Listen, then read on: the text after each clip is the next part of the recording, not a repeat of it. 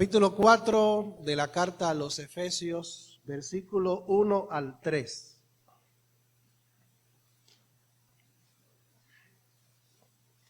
Efesios capítulo 4, versículos 1 al 3, dice la palabra de Dios. Yo pues, preso en el Señor, les ruego que anden como es digno de la vocación o del llamamiento con que fuisteis llamados. Ahora, ¿cómo debemos andar de manera digna de nuestro llamamiento? Dice, con toda humildad y mansedumbre, con paciencia, soportándoos los unos a los otros en amor, solícitos en guardar la unidad del Espíritu en el vínculo de la paz. Me encantan los programas de cocina. No sé a cuántos de ustedes les encanta verlos, esos programas de cocina. Pero especialmente me encantan los que son tipo competencia, entre varios contendientes, ya sea individualmente, compitiendo uno a uno, o de manera grupal, por familias. En cada episodio hay un reto que cumplir. Y el que no reúne las condiciones en cuanto a sabor, en cuanto al color, la vistosidad, entre otros elementos del plato, es eliminado, quedando los mejores hasta que uno solo se alza con el premio. Uno de los retos puede ser el preparar un suculento, un sabroso plato con una cantidad mínima de ingredientes. Por ejemplo, 4 ingredientes.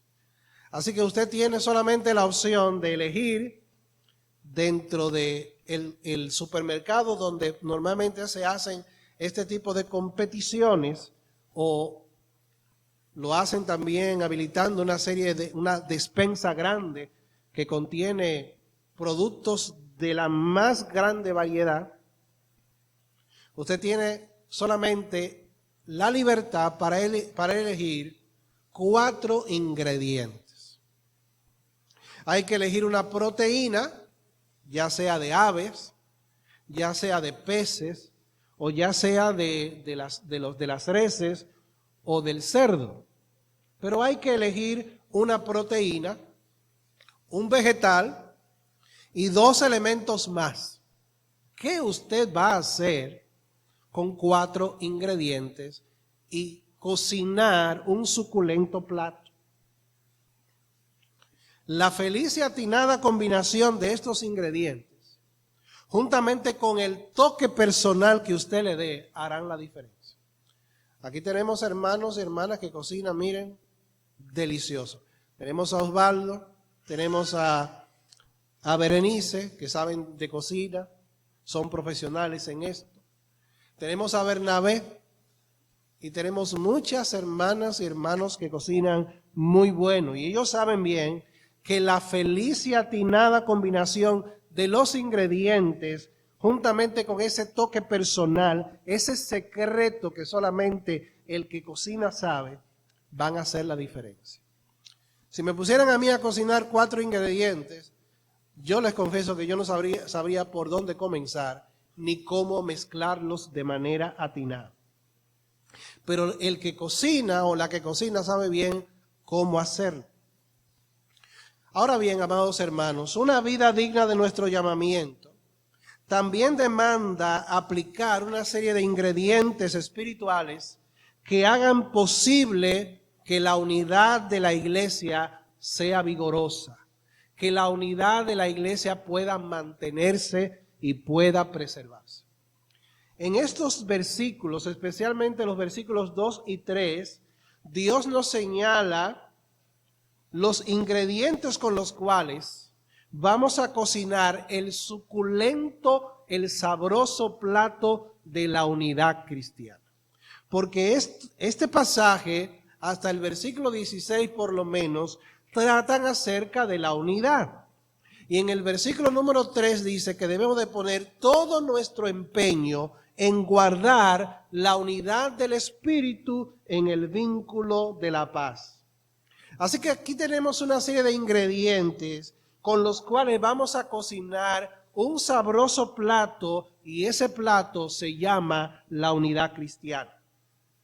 Como chefs de Dios que somos, tenemos la responsabilidad de aplicarlos, ya que Dios los tiene disponibles en la despensa de su gracia.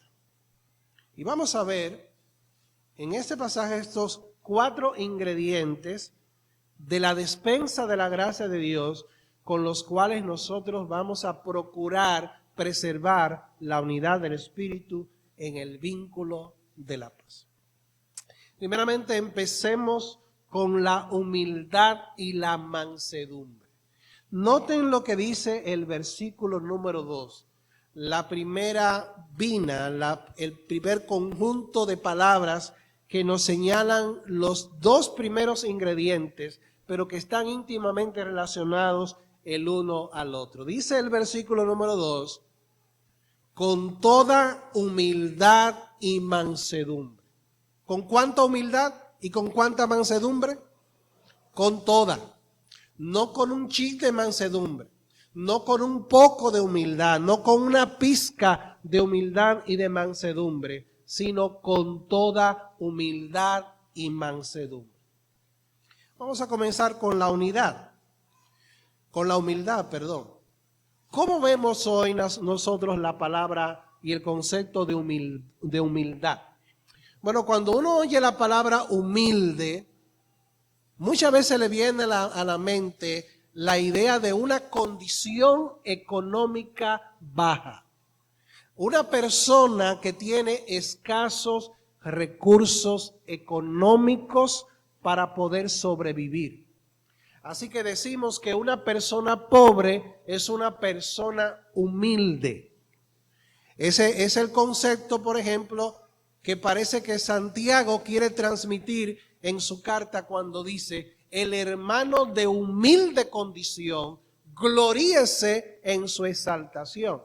Pero el que es rico, gloríese en su humillación, porque él pasará como la flor del campo.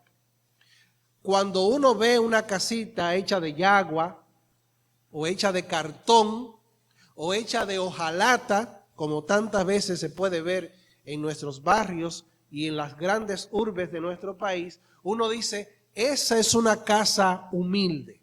¿Por qué? Por la manera en cómo está construida, de recursos económicos escasos. En el mundo griego, en el que Pablo vivió, la humildad no era vista con buenos ojos. La humildad se entendía como algo servil, como algo innoble, es decir, que no era noble, como algo despreciable, y se pensaba en la humildad o en la persona humilde como una persona cobarde. Ese era el concepto que los griegos tenían de la humildad. No era una cualidad vista de manera positiva y favorable, sino todo lo contrario. Es en la Biblia, es en el Antiguo Testamento y en el Nuevo Testamento a donde tenemos que acudir para nosotros tener una visión correcta de la cualidad o de la virtud de la humildad. En la Biblia, la humildad es lo contrario al orgullo. Es lo contrario a tener una visión exaltada de nosotros mismos. Cristo es nuestro mayor ejemplo de humildad y de humillación. Ustedes recuerdan las palabras de Cristo cuando dice, venid a mí todos los que estáis trabajados y cargados, y yo les haré descansar. Llevad mi yugo sobre vosotros y aprended de mí, que soy manso y humilde de corazón, y hallaréis descanso para vuestras almas, porque mi yugo es fácil y ligera mi carga.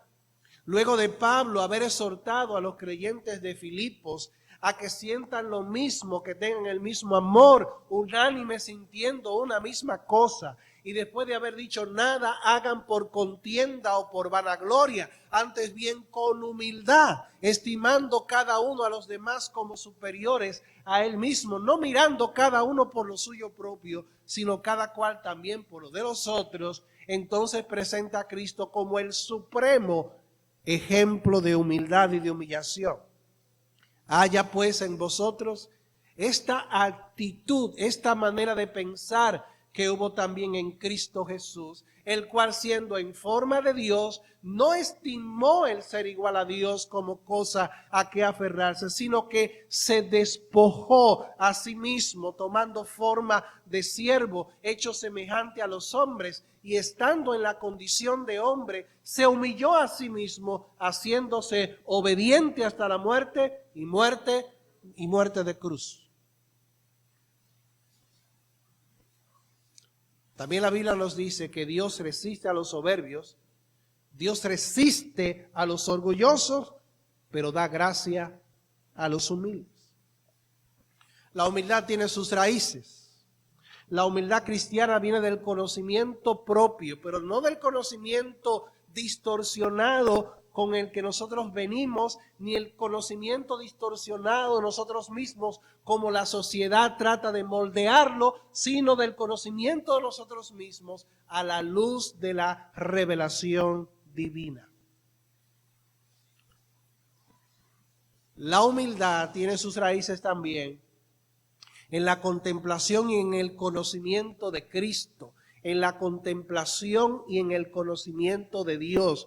Cuando nosotros vemos a Dios con sus ropas reales, como dice un gran expositor de la palabra, cuando vemos a Dios en su majestad y en su grandeza, nosotros tenemos que reconocer que solamente Él es merecedor de toda gloria, de toda honra y de toda alabanza. Y ese reconocimiento de la grandeza de Dios nos hace ver cuán pequeños e insignificantes somos delante de su presencia.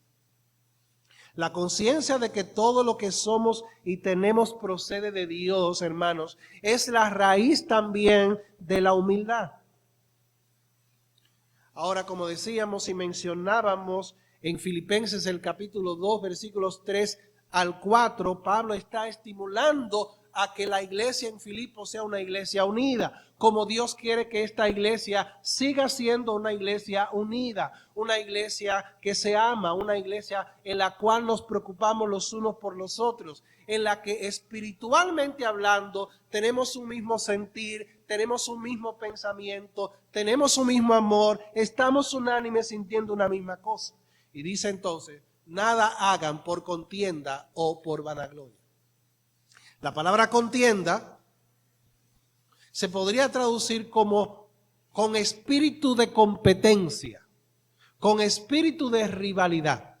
Así que dice la Escritura que no debemos hacer absolutamente nada por rivalidad o por espíritu de competencia. Aquí no venimos a competir el uno con el otro.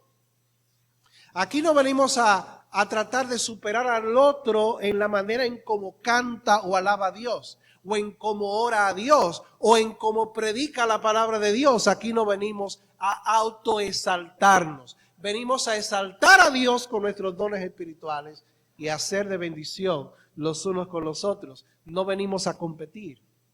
Por eso dice, no hagáis nada por contienda o por vanagloria, es decir, por orgullo personal. Antes bien con humildad. Noten que la humildad está completamente opuesta a la actitud de vanagloria y también al espíritu que procura competir con el propósito de recibir exaltación personal. El segundo elemento es la mansedumbre. Dice con toda humildad y mansedumbre. Ahora, nuevamente, esta palabra mansedumbre no debe ser entendida en el sentido de debilidad de carácter.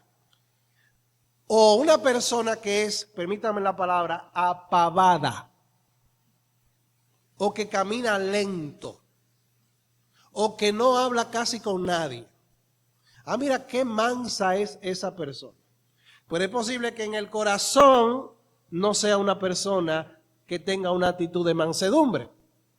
Así que una persona mansa no es una persona que no habla con nadie, que camina al pasito, o que es lenta, o que tiene un carácter débil, que lo pueden moldear con facilidad. Eso no es el sentido de la palabra mansedumbre. La mansedumbre también se puede equiparar a la amabilidad, es decir, ser amables, y a la cortesía, ser una persona cortés, una hermana o un hermano cortés.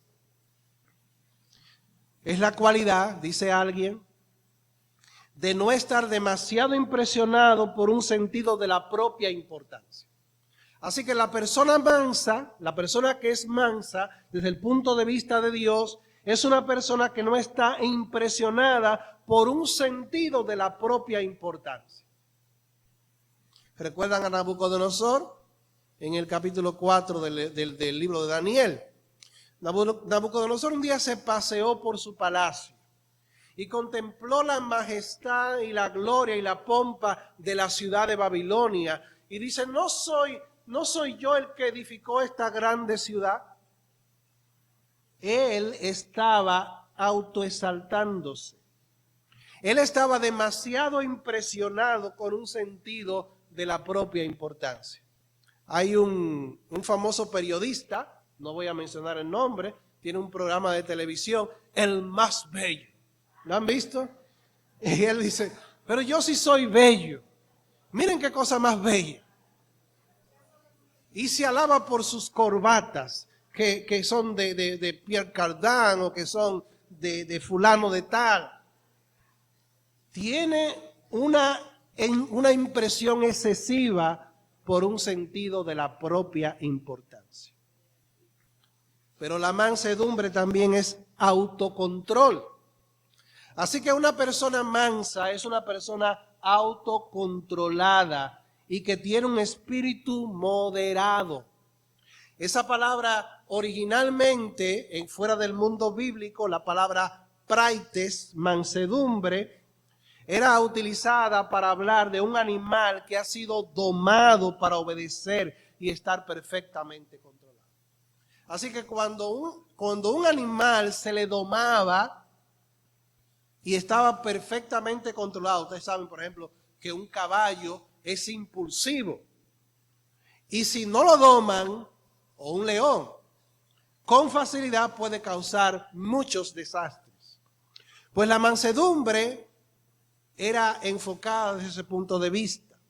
Era un animal que ha sido domado para obedecer y para estar bajo perfecto control.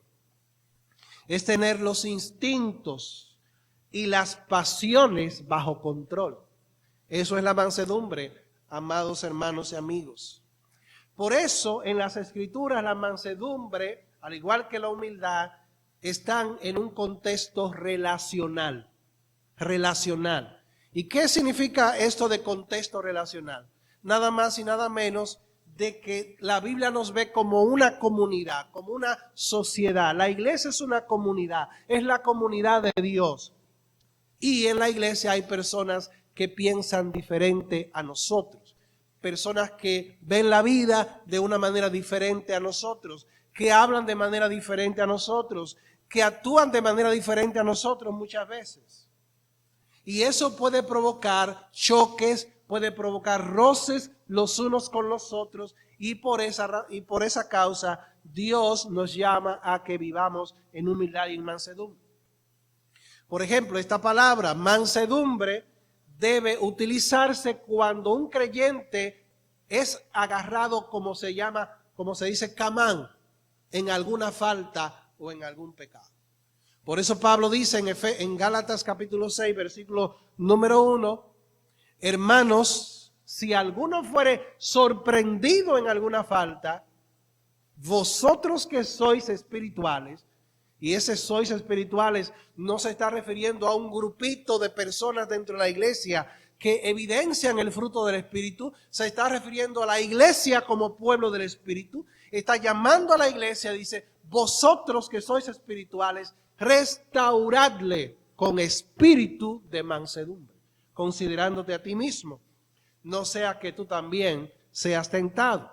En Colosenses el capítulo 3, versículos 12 y 13 dice la palabra de Dios: vístanse pues como escogidos de Dios, santos y amados, de entrañable misericordia, de benignidad, de humildad, de mansedumbre. Noten que esas dos muchachas, la humildad y la mansedumbre, van de la mano. De mansedumbre, de paciencia, soportándose unos a los otros y perdonándose unos a otros, si alguno tuviere queja contra el otro. De la manera en que Cristo les perdonó, así también hacedlo vosotros. En Tito capítulo número 3, en el contexto social de la iglesia, en su relación con las demás personas, dice el apóstol Pablo que debemos mostrar toda mansedumbre con todos los hombres. Toda mansedumbre con todos los hombres. Ahora, en segundo lugar, luego de haber empezado con la humildad y la mansedumbre, debemos agregarle la paciencia para con los demás. Miren cómo sigue diciendo el texto. Con paciencia, con paciencia. Y aquí la palabra paciencia no es la paciencia en el sentido amplio de la palabra para referirse a soportar circunstancias adversas, circunstancias difíciles en la vida. Ese es un ejemplo de lo que es la paciencia. Pero la palabra paciencia aquí es otra, la palabra macrotimia. Y macrotimia viene de macro, que significa grande, y thumos, que significa ira, que significa enojo. Así que macrotimia o paciencia es la capacidad dada por Dios, dada por el Espíritu para aguantar el enojo, la ira ante las provocaciones de otros.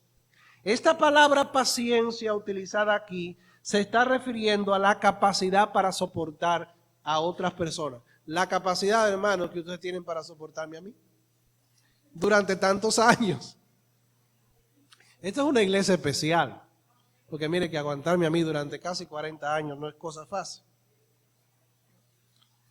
La paciencia aquí es el espíritu que se niega a la revancha. ¿Y qué significa la revancha? Tú me la hiciste y la tienes que pagar. Pero la paciencia es el espíritu que se niega a la revancha, que tiene poder para vengarse, pero no se venga. Es el espíritu que soporta, hermanos, los insultos, las injurias sin amargura ni queja. Porque es fácil aguantar la injuria y la queja, pero amargados. En el caso de la paciencia, soportamos las injurias y los insultos sin amargarnos emocionalmente ni quejarnos. Y la paciencia es lo opuesto a la ira. Hermanos, la ira daña la comunidad cristiana. Sobre todo cuando se ve intensificada la ira por algunos elementos que se le agregan.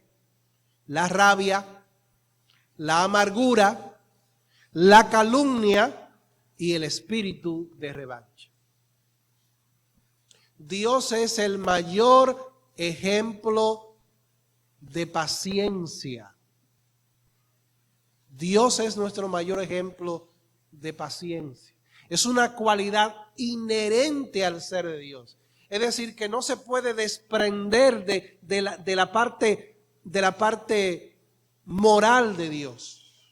Usted no se la puede despegar a Dios de su ser íntimo. Es inherente a Él. Es inseparablemente ligada a Dios.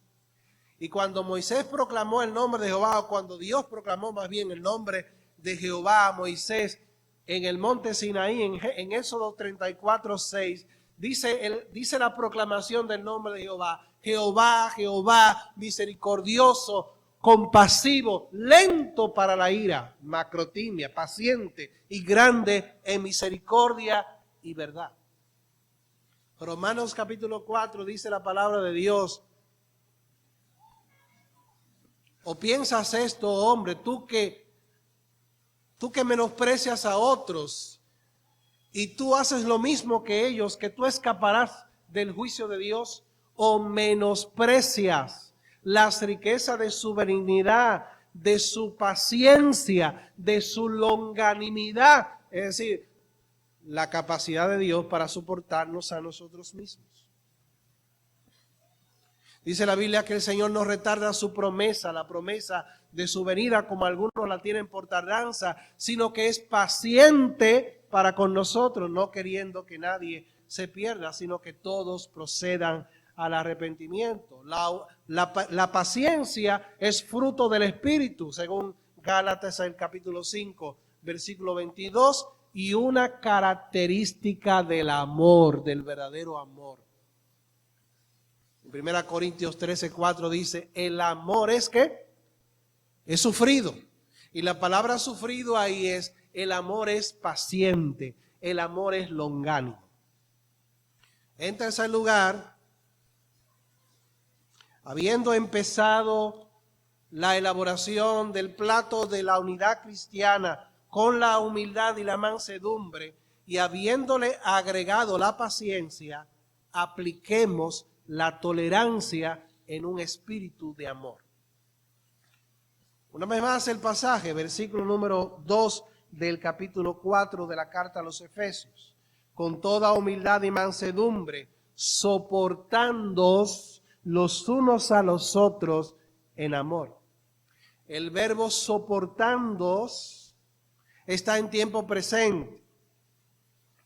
Y eso en el participio, y eso implica una acción continua, una acción constante en el presente. Así que esa capacidad de soportarnos, de tolerarnos los unos a los otros en amor, es algo que debe ser ejercitado ahora, ahorita, más adelante, constantemente en la vida de la iglesia local. Este soportarnos debe ser mutuo. Dice, soportándoos los unos a los otros. Porque no es que ustedes me soporten a mí solamente, es que también yo soporte a cada uno de ustedes y que los unos a los otros nos podamos aguantar o nos podamos tolerar. Un espíritu de tolerancia. Eso es muy necesario en la iglesia, estimados creyentes, ¿verdad que sí? Soportarse, tolerarse los unos a los otros es un elemento, una acción y una cualidad muy necesaria en la vida de la iglesia para poder mantener la unidad del espíritu en el vínculo de la paz. Esta palabra era utilizada y aparece varias veces en el Nuevo Testamento para señalar el hecho de que es algo que se soporta porque es algo molesto o dañino, algo que nos molesta o que nos causa daño. Entonces no es tan fácil, hermanos, aguantar algo que nos resulta molestoso y aguantar algo que nos hace daño. Pero la Biblia nos dice que debemos soportarnos los unos a los otros en amor. Yo pienso, por ejemplo, que uno necesita esa capacidad de tolerancia, de soportarse unos a otros en amor, cuando una persona, especialmente un hermano de la iglesia, te repite una y otra vez la misma cosa. Yo no sé si a usted le ha pasado, personas que son insistentes y te repiten una y otra vez lo mismo. Yo tengo una hermana que es así. Te lo dice ahora, tira la ropa, mete la ropa al zafacón, que voy a lavar. Y a poquito rato vuelve y dice lo mismo. Y repite, y lo dice una y otra vez. Hermano, hay que soportar. No es tan fácil soportar cuando una persona te machaca lo mismo una y otra vez. Y tú sabes que debes hacerlo. Hay momentos en los cuales hay que insistir, claro está. Pero no tantas veces. Y se requiere la capacidad de soportar. A veces nosotros decimos, en buen dominicano, que hay creyentes en la iglesia que son difíciles. Hay gente que dice, yo tengo miedo de juntarme o de compartir con fulano o fulana porque es muy difícil. A veces uno dice, esa persona es mala de bañar. ¿La han oído esa expresión? Ese hermano es malo de bañar o mala de bañar o es rosca izquierda. Bueno, hermanos, todos en cierta manera somos malos de bañar y en alguna manera somos rosca izquierda. Tenemos que soportarnos los unos a los otros en amor. En último lugar,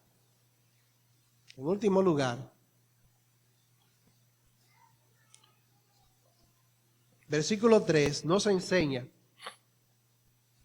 en cuanto a la elaboración de este suculento plato de la humildad, ya para la terminación de este plato. Que terminemos con el toque secreto del empeño en preservar la unidad por medio de la paz. Hay hermanas y hermanos que saben cocinar bien y que tienen lo que ellos llaman el toque secreto. Saben la sustancia que deben colocarle, el elemento que deben agregarle en el momento justo para que la comida sea sabrosa y que uno se lama los dedos.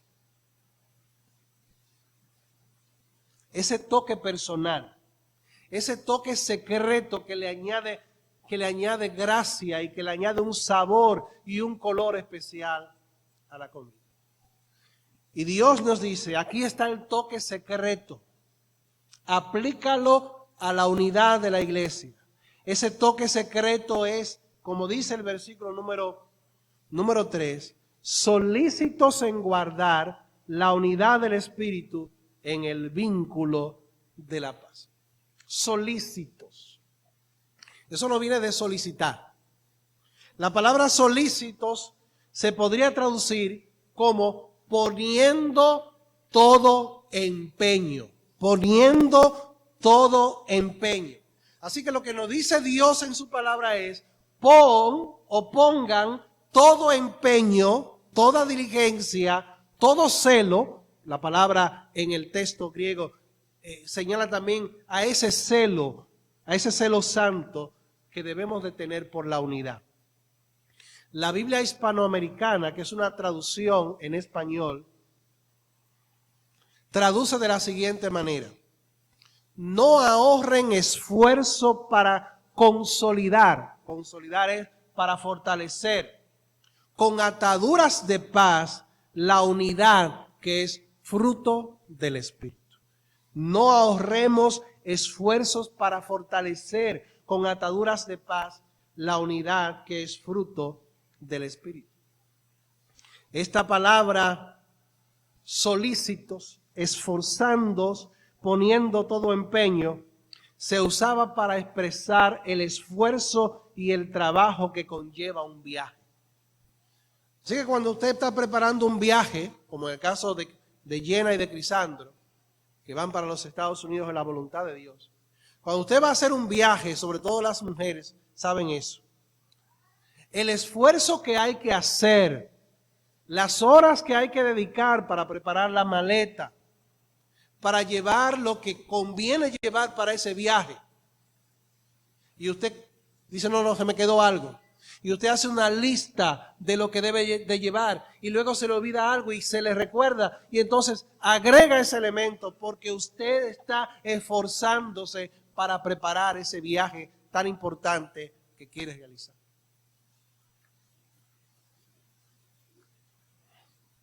Cada uno de nosotros debe mantener enérgicamente la unidad que el Espíritu nos ha dado. Y como dice el texto, solícitos en guardar la unidad del Espíritu. Noten que el texto no dice que nosotros debemos de crear la unidad. No debemos crear la unidad porque la unidad ya existe. ¿Cuál es nuestra responsabilidad? Preservar, mantener, guardar la unidad. La unidad ha sido lograda por la muerte redentora de Jesucristo en la cruz del Calvario. Dice la palabra de Dios que Él derribó la pared intermedia de separación y que de ambos pueblos, de judíos y de gentiles, ha hecho uno haciendo la paz. Y el Espíritu Santo ha aplicado eso al corazón y a la vida de la iglesia, nos ha unido y ha formado un solo cuerpo y hermanos tenemos unidad. El llamado de la iglesia no es a crear la unidad. El llamado de Dios a la iglesia es a preservar, a guardar, a mantener la unidad. Ahora, ¿cuál es el medio para guardar, para preservar, para mantener la unidad? Dice el texto, en el vínculo de la paz. Creo que todos sabemos lo que es un vínculo. Un vínculo es algo que une dos cosas. Y esta palabra era usada para referirse al ligamento que unía el hueso con el músculo. La palabra vínculo que utiliza Pablo allí era utilizada en aquel tiempo para referirse a un ligamento que unía al hueso y al músculo. Así que imagínense cuán importante era ese ligamento para poder unir al músculo un hueso y que el hueso no causara incomodidad ni que nos doliera. En el caso de la iglesia, ese ligamento o ese sujetador es la paz, en el vínculo de la paz. Y la palabra paz aquí se refiere a la armonía que debe haber en las relaciones mutuas dentro de la iglesia del Señor. Armonía. Como dice el Salmo 133, mirad cuán bueno y cuán delicioso es habitar los hermanos juntos. ¿En qué? En armonía.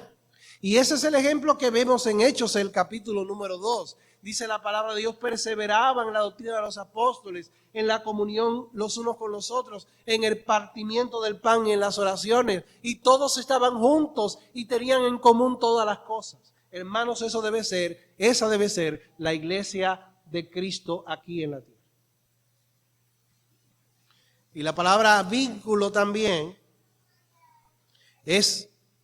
guarda relación con la misma palabra que aparece en el verso número 1 del capítulo 4, cuando Pablo dice, yo pues preso en el Señor. La palabra preso allí viene de la misma raíz de la palabra vínculo.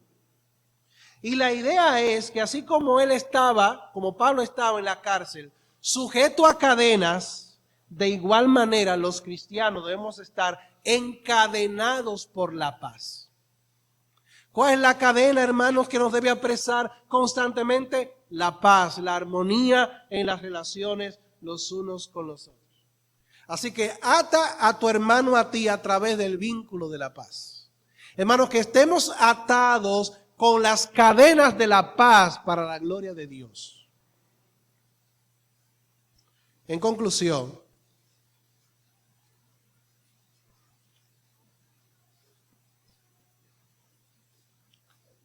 cuatro pensamientos que quisiera dejar a todos ustedes.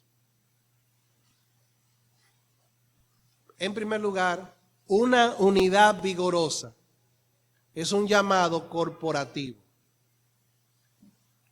El llamado aquí es a toda la iglesia, porque el énfasis en la carta a los Efesios es precisamente de que somos un cuerpo en Cristo, formado por diferentes tipos de personas. Es un llamado de la iglesia, porque la iglesia es el agente, la iglesia es el medio y la iglesia es el fin de ese propósito. Es decir, estamos llamados a nosotros mismos vivir en unidad para que la iglesia refleje la unidad de Dios de una manera cada vez más visible. La iglesia es medio y fin al mismo tiempo. No el fin último, que es la gloria de Dios, pero un fin como el propósito de Dios para con la humanidad en este tiempo. Una iglesia vigorosa demanda un esfuerzo personal continuo.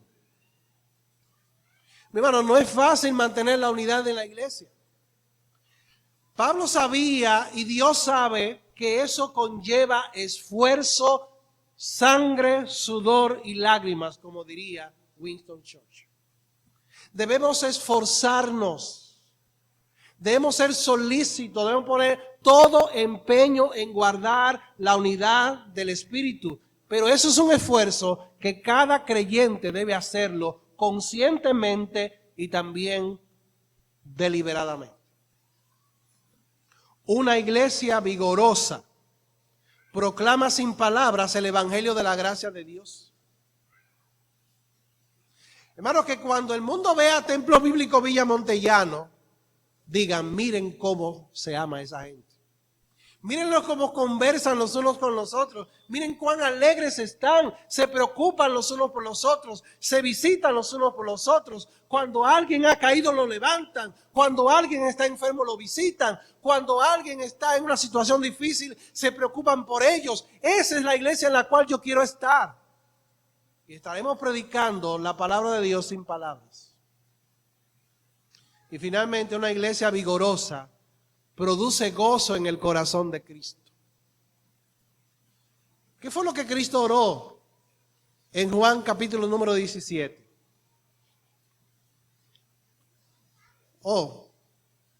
El Hijo le dice al Padre, yo quiero que estos sean uno, como tú, oh Padre, en mí y yo en ti, que ellos también sean perfectos en unidad, para que el mundo conozca que tú me enviaste. Mis amados hermanos, cuando la iglesia vive en unidad, cuando la iglesia se esfuerza en trabajar, cuando la iglesia se esfuerza por amarse los unos para con los otros, el corazón de Cristo se llena de gozo. Se siente contento, se siente alegre, porque estamos cumpliendo la petición que Él llevó a cabo cuando estuvo allí orando a su Padre Celestial. Sí, yo quiero que nos pongamos de pie para de esta manera orar. Y que el Señor nos ayude como iglesia a ser celosos en preservar la unidad del Espíritu en el vínculo de la paz. Con humildad, con mansedumbre, con paciencia, soportándonos los unos a los otros en amor. Padre que estás en los cielos, te bendecimos y te glorificamos. Te damos la gracia por este tiempo que nos ha permitido estar en alabanza, recordación a Cristo por su muerte, por su resurrección, por sus padecimientos. Gracias que tú no has abandonado tu iglesia. Y te pedimos, Señor, que seamos uno, que seamos un cuerpo en Cristo mostrado en la práctica. Somos el cuerpo de Cristo. Danos la gracia para mostrarlo a través del amor, el cariño, la paciencia, la tolerancia, la comprensión, la humildad, la mansedumbre. Señor, que nos duela la condición física, moral y espiritual de nuestros demás hermanos. Gracias, bendice a las madres también, en el nombre de Jesús.